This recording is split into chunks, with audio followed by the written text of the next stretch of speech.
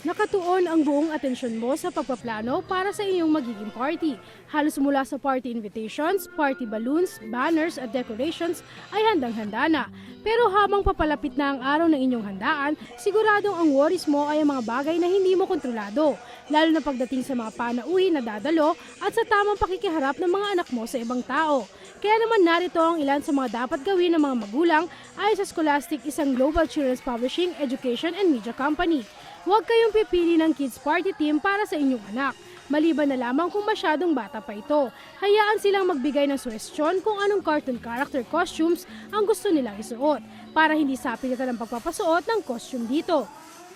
Turuang maging magiliw ang pagbati ng mga anak sa bawat dadalo sa handaan. Ilang araw bago ang mismong handaan, tawagan ng mga bisita upang kumpirmahin ang pagdalo nila. Bilang panigurado, dapat may extra goodie bags at food packs sa mga hindi inaasahang karagdagang bisita.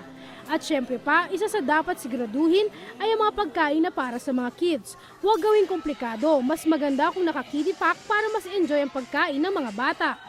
Hindi rin maiiwasan ng mga batang makukulit, kaya mas mainam na may titingin sa mga ito maliban sa kanilang mga magulang.